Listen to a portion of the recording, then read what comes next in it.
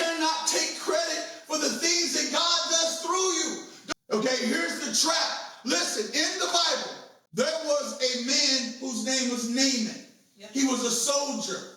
But underneath his armor, he had leprosy. Elisha tells him what to do.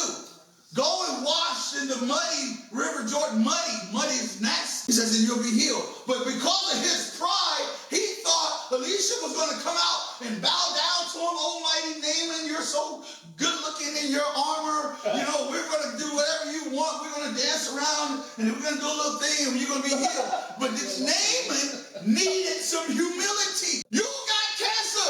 Your parts of your body about to start falling off of you. And you get offended.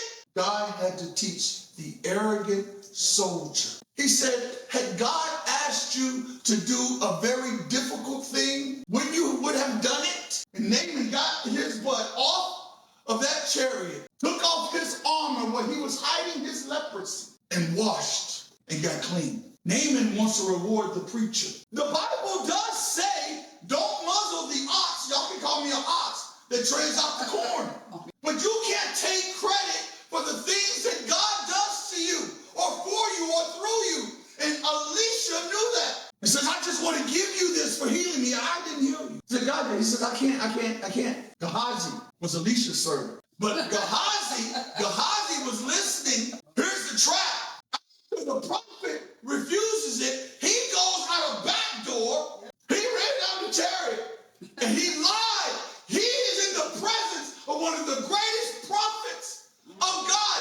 Elisha was not a minor prophet. He was a major prophet. What better place? Because Gehazi is set up to be the next man of God.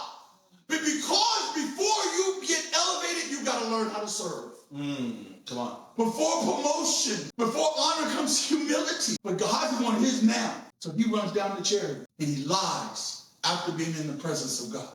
Leaving a church service, he lies because he saw something worth more to him than God. I want it now. The problem when you know you've disobeyed God, now you got to sneak it in. Elisha says, Gehazi, where you been? I ain't been nowhere. He said, I saw you. But with the Spirit of God, I saw you when you chased down the chariot. Don't chase it down, Gehazi. It's not what you need right now. And he says, because you disobeyed God. This is the punishment. Because the Bible says in Romans chapter 3, it says the wages of sin is death. Because you did this, now you're going to inherit Naaman's leprosy.